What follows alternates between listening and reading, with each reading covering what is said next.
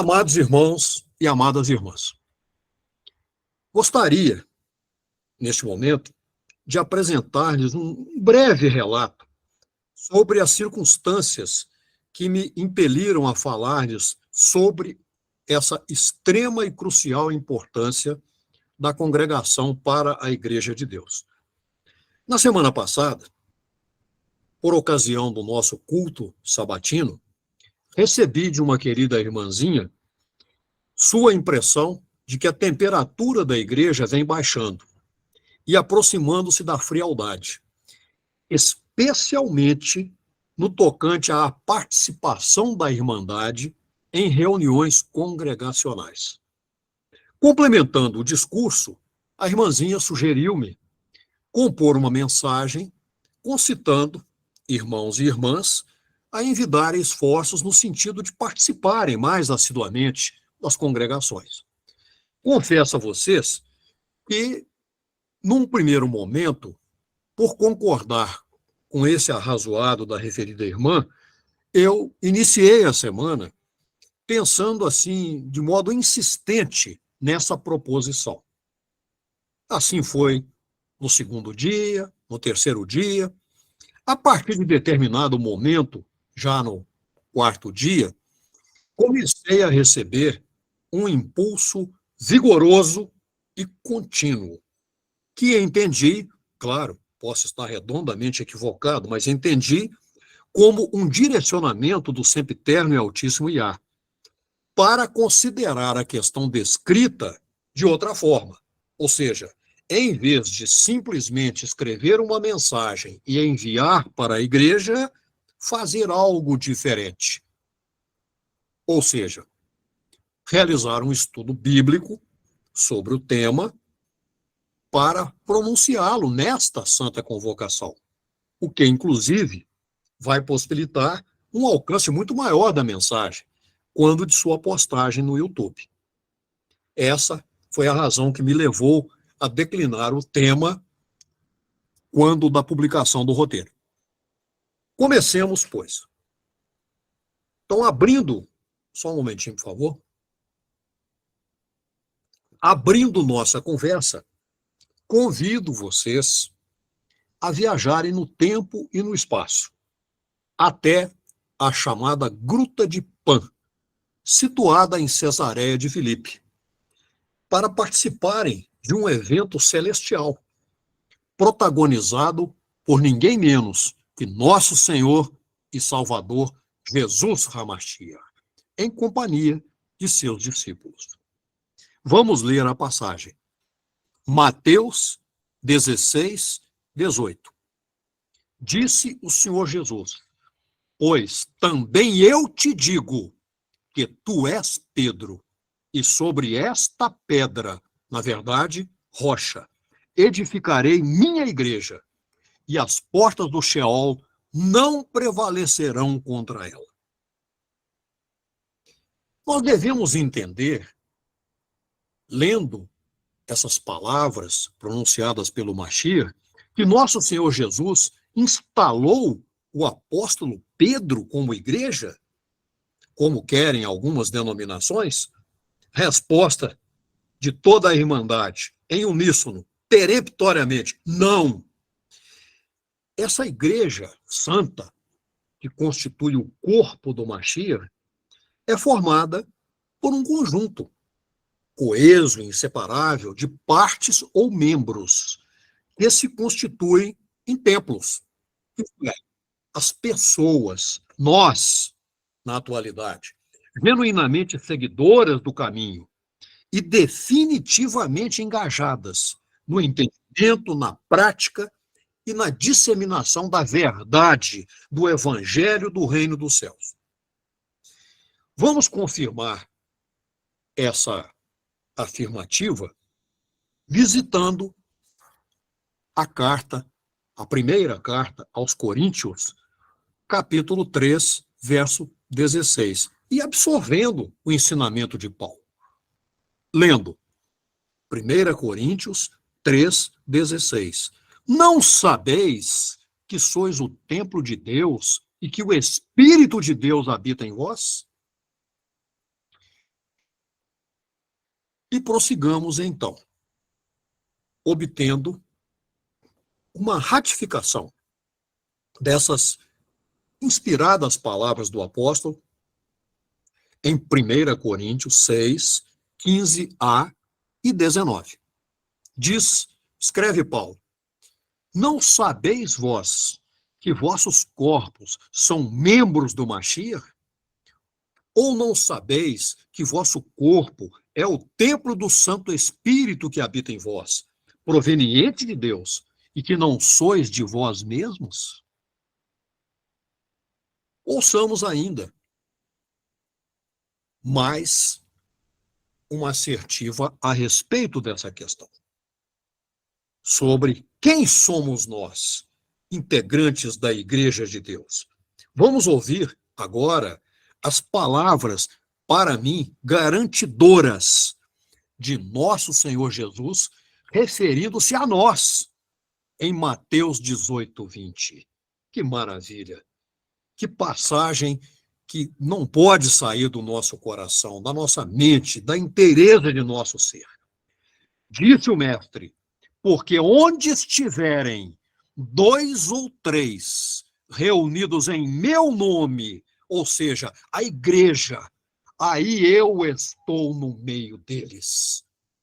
Ele está no meio de nós, até o final dos tempos. Então, amados irmãos e amadas irmãs, a igreja é um organismo espiritual, uma comunidade de pessoas pecadoras, transformadas por nosso Senhor Jesus Hamashiach. Assim, como corpo espiritual, todas as pessoas, nós que recebemos o Mashiach como Salvador e se comprometeram a servi-lo, irão residir com ele em seu reino para sempre. Porque, na sequência, o reino a ser governado por nosso Senhor Jesus será entregue ao Pai, mas é o mesmo reino dos céus, com outra configuração, naturalmente. Na congregação, nós vivenciamos, pelo menos entendo assim, o clima, a glória, a unção, a comunhão. Lembremos-nos e, sobretudo, pratiquemos. Vou repetir. E, sobretudo, pratiquemos os ensinamentos do apóstolo Paulo, que nos orientou e incentivou a buscarmos a reunião na qual as pessoas irmãs na fé oram umas pelas outras, com a certeza de que o Altíssimo Deus as ouvirá.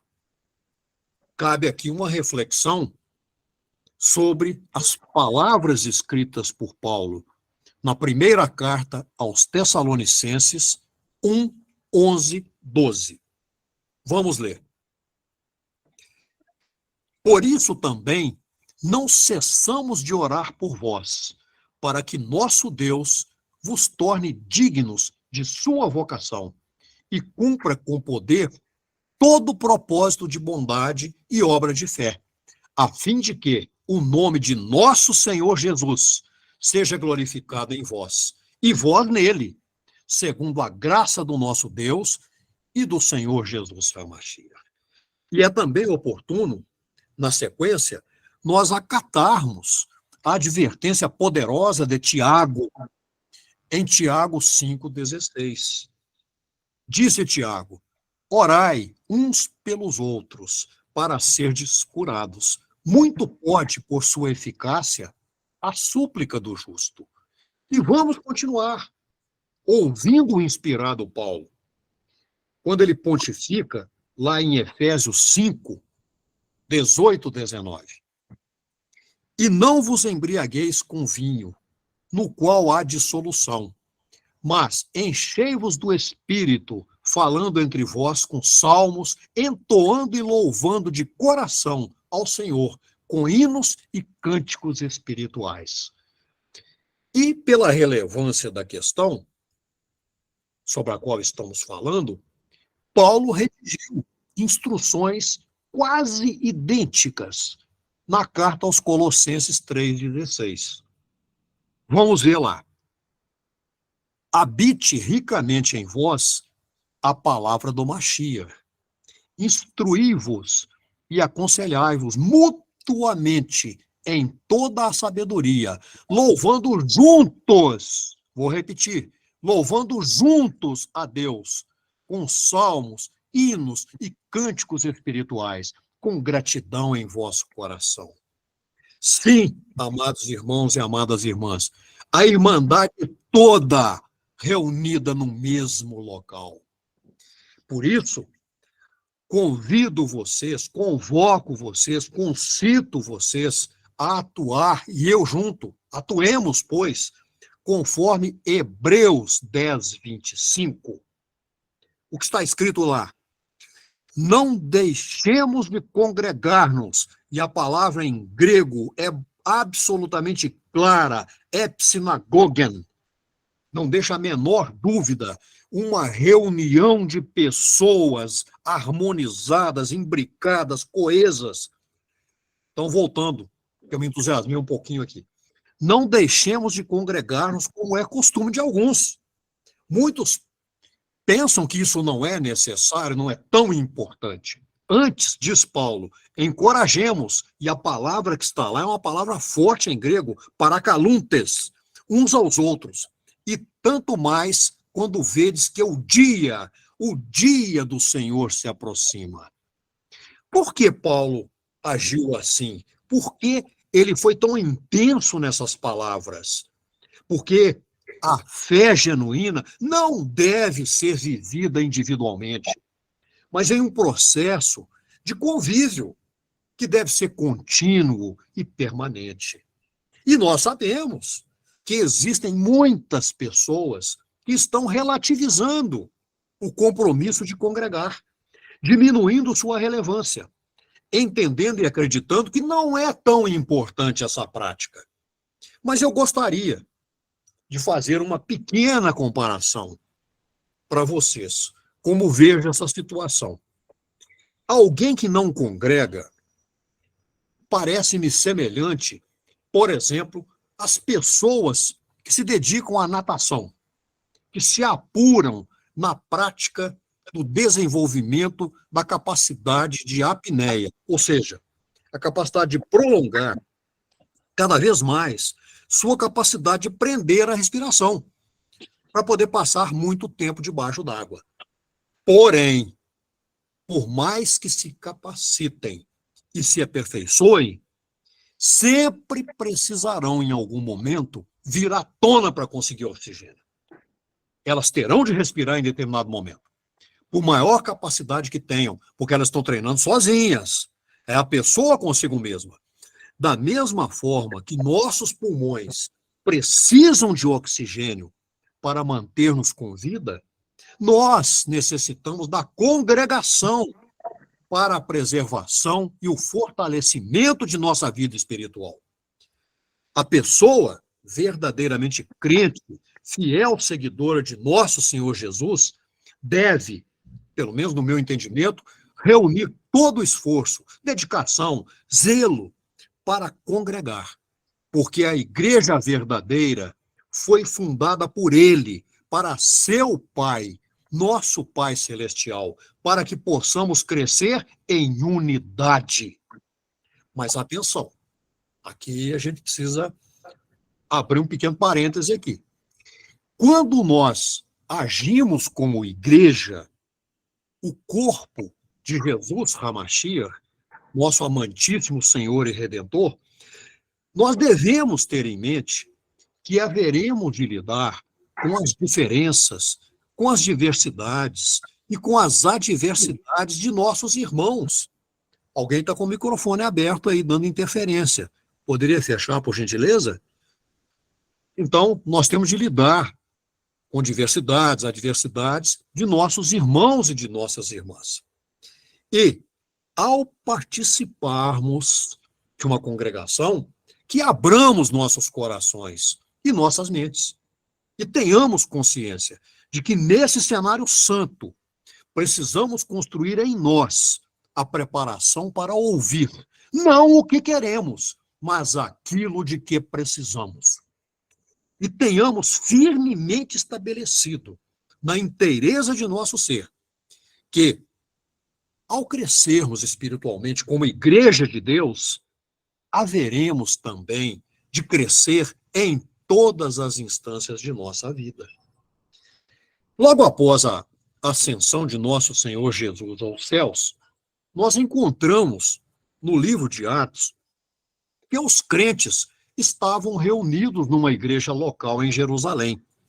Aquelas quase 120 pessoas, lideradas pelos apóstolos, perseveravam unanimemente em oração e súplicas. Atos 1, mais ou menos ali pelo verso 13. Além disso, nós vemos no próprio livro de Atos outros textos que relatam a reunião dos seguidores do Mashiach como prática regular. Aqui cabe uma questão. E nesse momento não me dirijo somente à Igreja de Deus, mas a qualquer pessoa que venha ter acesso a essas palavras. O que deve ser entendido como igreja? Respondendo, então, de modo, para nós, repetitivo, podemos dizer que a igreja é a união de todas as pessoas que foram chamadas do Altíssimo Deus, as quais, pela ação de seu Santo Espírito, creem que Jesus Hamashiach é o Filho unigênito dele, enviado à Terra, em carne, para redimir a humanidade de nossos pecados. Por essa razão, a igreja é definida como sendo o corpo de nosso Senhor Jesus Hamashiach. Efésios 1, 22, 23. Mas, quando surgiu a igreja, alguém poderia perguntar. Isso não faz parte do objetivo da conversa de hoje, em termos de nós mergulharmos, né, profundamente nessa temática. Mas algumas considerações precisam ser apresentadas, visando mais a quem não é da igreja nesse momento. Mas vai servir. O Altíssimo Deus sempre teve um povo separado para si. Ou seja, a verdadeira igreja de Deus existe desde o princípio.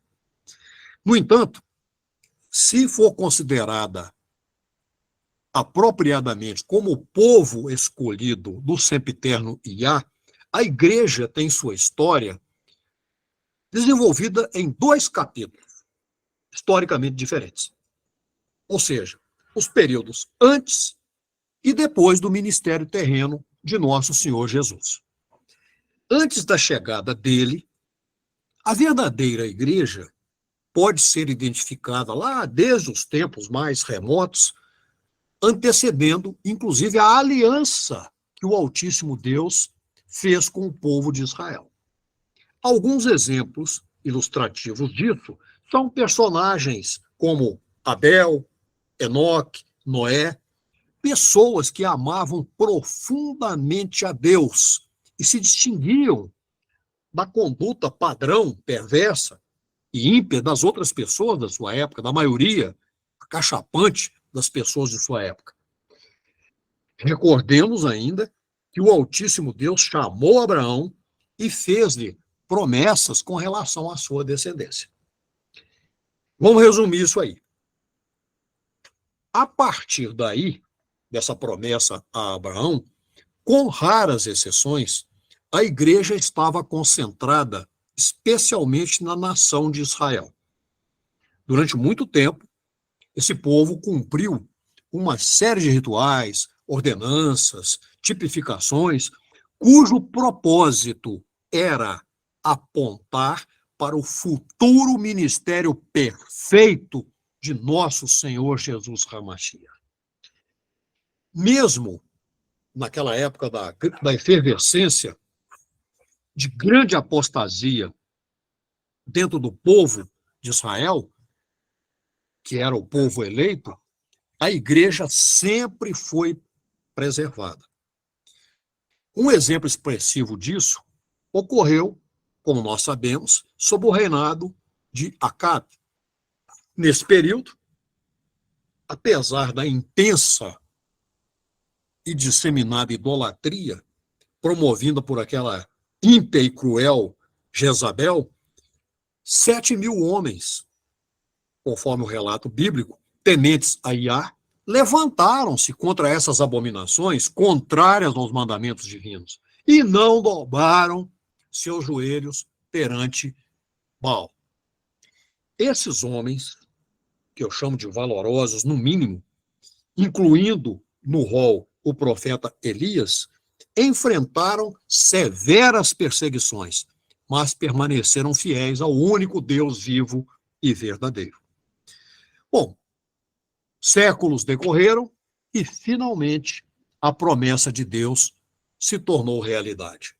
Nosso Senhor Jesus apresentou-se em carne ao mundo para inserir nele a sua luz, de modo pleno e definitivo. Então, por meio do seu divino ministério, foram cumpridas as promessas e as esperanças contidas na primeira aliança, no tocante ao povo escolhido de Deus. O que aconteceu então? Todas as tipificações representadas por rituais, símbolos, festas e ordenanças que norteavam a atuação do povo eleito foram substituídas pela plena verdade e realidade da obra perfeita de nosso Senhor Jesus. Mas, feita essa digressão aí rápida, vamos voltar ao livro de Hebreus, para dar continuidade à nossa conversa. Lá, no livro de Hebreus, encontramos detalhes sobre essa maravilha divina na narrativa de que os santos da primeira aliança manifestaram com fervor sua fé no Mashiach que haveria de vir. E os redimidos da aliança renovada, a igreja que nós integramos, expressam sua fé no Mashiach que de fato veio. Aquele que é nomeado sumo sacerdote lá em Hebreus 5:10. Resumindo, nosso Senhor Jesus HaMashiach edificou sua igreja na terra. E depois de ascender aos céus, o Santo Espírito de Deus foi enviado aos apóstolos no dia de Pentecostes. E, como consequência, gerou as condições para a mundialização da igreja, mediante a propagação do evangelho do reino por todo o mundo, e a constituição de múltiplas comunidades de pessoas como nós, verdadeiramente fiéis, dentre todas as tribos, nações e línguas, gente de todo tipo, sem acepção nenhuma.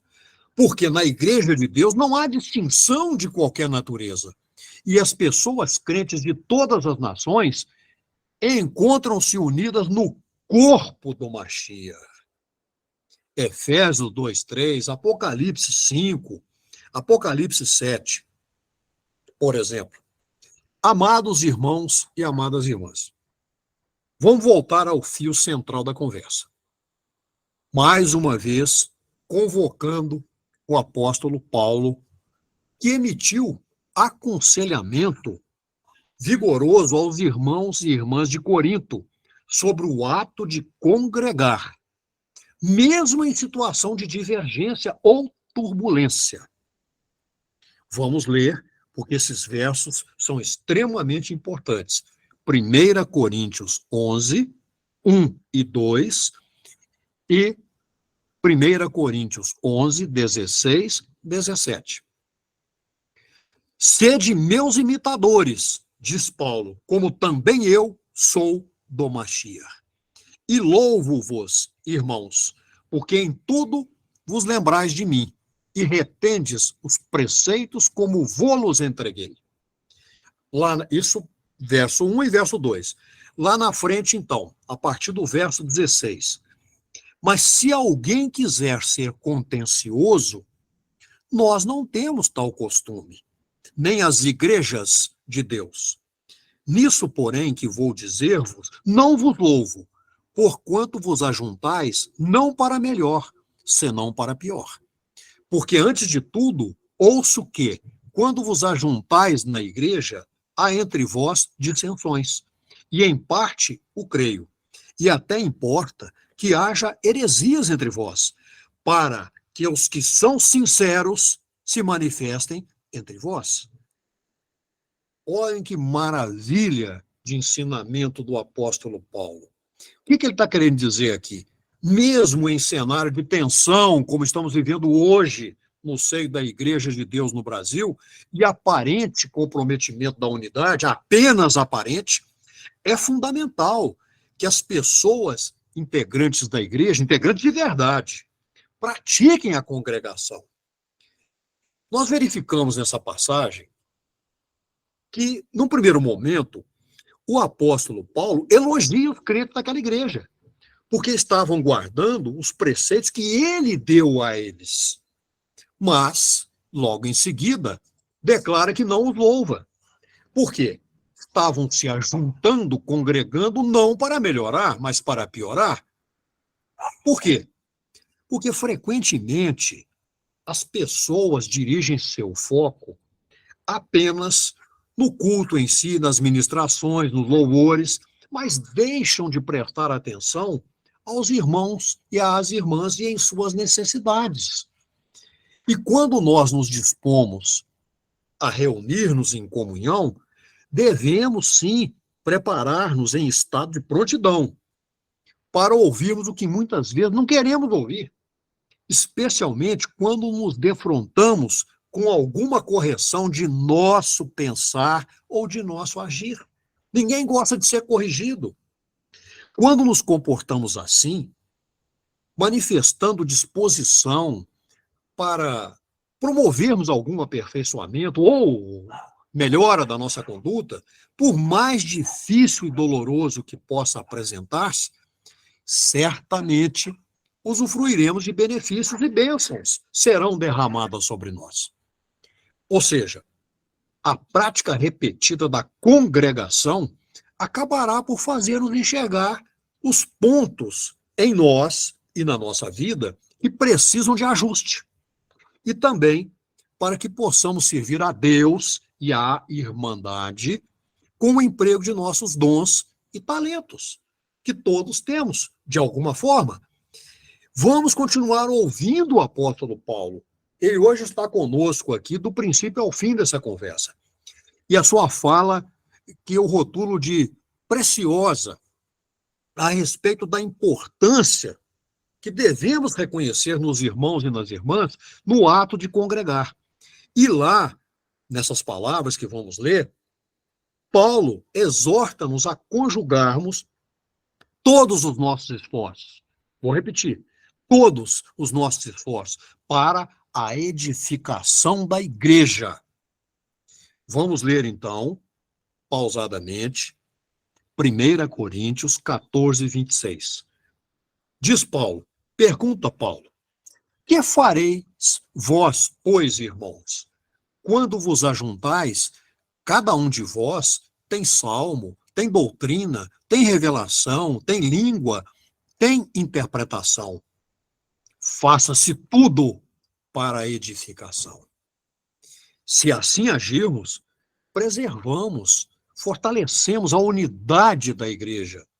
E o Altíssimo Deus dotará de imenso poder coletivo, mas que ele também estenderá para as nossas próprias vidas individuais.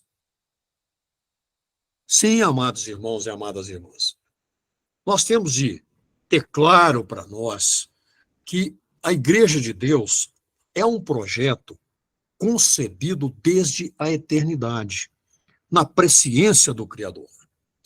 Os detalhes da sua realização foram meticulosamente executados, etapa por etapa, no decorrer das eras, até sua fundação na Terra, naquilo que chamo de configuração final, por nosso Senhor Jesus Hamashia.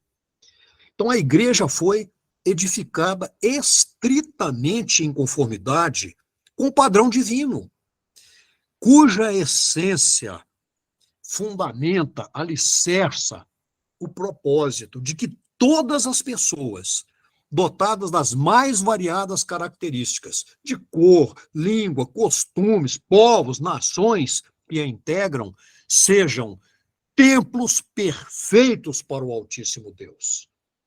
Nunca nos esqueçamos, isso é crucial, de que a despeito dessa diversidade, dessa pluralidade, essa grande multidão humana santa que é a igreja, forma um só corpo, coeso em sentimento, interesse, propósito e aspiração.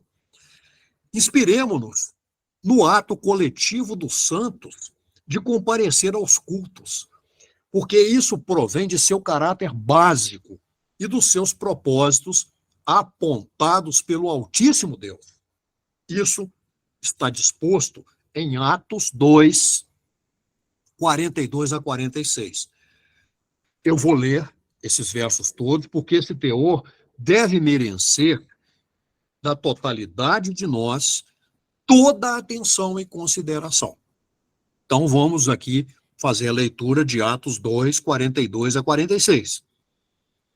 Eles dedicavam-se ao ensino dos apóstolos e à comunhão, ao partir do pão e às orações. Todos estavam cheios de temor, e muitas maravilhas e sinais eram feitos pelos apóstolos. Todos os que criam mantinham-se unidos e tinham tudo em comum. Vendendo suas propriedades e bens, distribuíam a cada um conforme sua necessidade. Todos os dias continuavam a reunir-se no pátio do templo, partiam o pão em suas casas e, juntos, participavam das refeições com alegria e sinceridade de coração. Que beleza de passagem! Eu considero significativo que nos reportemos a manifestações contidas em salmos que são antigas, mas absolutamente pertinentes na abordagem da grande verdade da congregação. Solicito a vocês que mentalmente cantem, não somente ouçam nem leiam, mas cantem o Salmo 133. São apenas 3 versos, dedicados à exaltação da importância da convivência da igreja em união. Vamos ler, mas intimamente cantando. Como é bom e agradável quando os irmãos convivem em união. É como óleo precioso derramado sobre a cabeça, que desce pela barba, a barba de Arão, até a gola de suas vestes. É como o orvalho do Hermon, quando desce sobre os montes de Sião.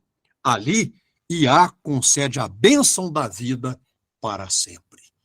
Então, amados irmãos e amadas irmãs, nesse pequenino salmo, em termos de número de versos, mas grandioso na essência, o Altíssimo Deus ensina-nos a importância de conduzirmos nossa vida em união, congregando e desfrutando de uma só fé, em unidade de espírito, aprendendo a palavra de Deus, orando, adorando, buscando em conjunto harmônico a realização plena da vontade de Deus. Observemos a beleza desse poema, no qual o salmista comparou a nossa união, a nossa coesão ao óleo valioso que foi usado para consagrar Arão como sacerdote santo, escolhido e aprovado pelo Altíssimo Deus, e destacou todas as bênçãos que essa atitude de excelência pode proporcionar a nós. Aqui, nós temos a revelação de que esse óleo santo que ungiu Arão pode ser derramado sobre nós, se pautarmos nossa vida na igreja pelos laços divinos da união. Amados irmãos e amadas irmãs, estamos chegando ao final da conversa, mais ou menos. Ainda tem algumas coisas para falar aqui.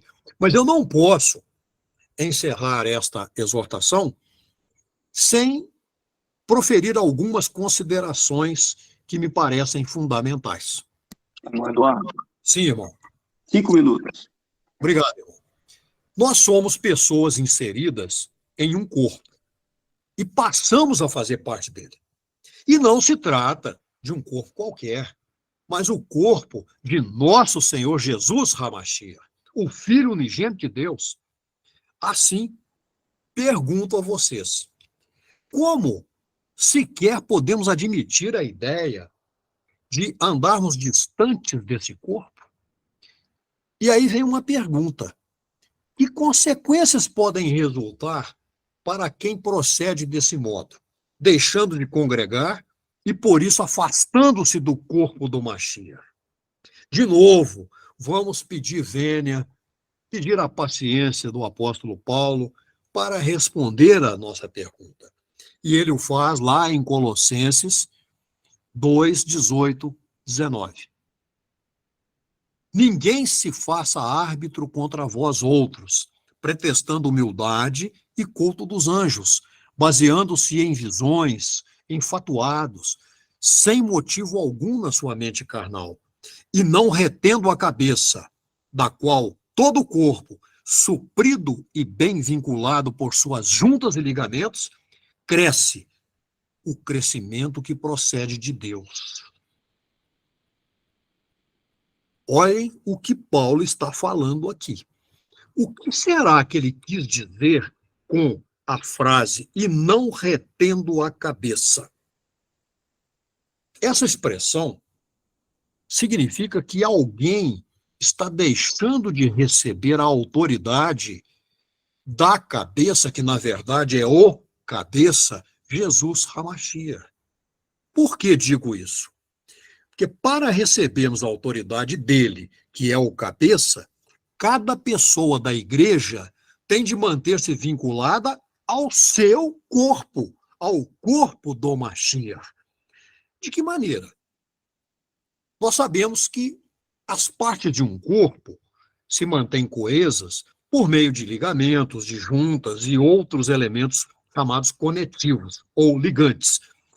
E nós necessitamos estar em conjunção com as demais partes do corpo, para recebermos desse corpo o crescimento que procede de Deus. Repito, como alguém pode reter a cabeça, qualificando-se para receber a autoridade do cabeça, que é o Mashiach, sem estar devidamente vinculado ao corpo dele? Além disso, nós devemos refletir sobre perseverança, nutrição espiritual e o reforço que nos chegam com intensidade por meio do corpo, para que enfrentemos de modo mais eficaz as investidas do inimigo satânico. Nesse momento, eu devo declarar o seguinte: penso que a maioria das pessoas, talvez a totalidade das pessoas integrantes da Igreja de Deus, cultivam um desejo ardente de congregar, de preservar a unidade do corpo do Mashiach. Eu proclamo aqui agora a vívida esperança e a intenção de orar permanentemente, e peço que me acompanhem nisso, para que o Santo Espírito de Deus possa inspirar e conduzir todas as pessoas componentes da igreja rumo à prática da congregação, inclusive abençoando aquelas que enfrentam impedimentos, por exemplo, dificultosos, expressivos, no sentido de que o Altíssimo possa prover-lhes condições para mudar esse cenário. Porque na congregação da igreja se cumpre a oração que eu chamo, no mínimo, de pungente, que nosso Senhor Jesus Hamashia dirigiu a seu Pai, nosso Pai Celestial, e que foi registrada em João 17, 21. Disse o Senhor Jesus, rogando ao Pai, para que todos sejam um, como tu, ó Pai, o és em mim, e eu em ti. Que também eles sejam um em nós, para que o mundo creia que tu me enviaste. Então, amados irmãos e amadas irmãs, as pessoas que integram a igreja são numerosas e executam muitas funções, mas estão firmemente unidas pelo Santo Espírito de Deus, caminham juntas em uma só direção e possuem o mesmo sangue espiritual, porque todos nascemos de novo no Mashiach. Portanto, a partir dessa renovação de vida, essas pessoas, eu vou até utilizar de uma outra maneira, nós assumimos, em definitivo, o compromisso consciente e dedicado de seguir nosso Senhor Jesus no mundo, levando a sério e pondo em prática como seu corpo completo e integrado todos os seus divinos ensinamentos e a totalidade de suas ordenanças. O seu corpo não pode ser fragmentado. Se assim agirmos, serviremos em plenitude a Ele e ao seu Pai, nosso Pai Celestial, pois estaremos fazendo, amados irmãos e amadas irmãs, da igreja a melhor realidade desta terra. Amém. Amém.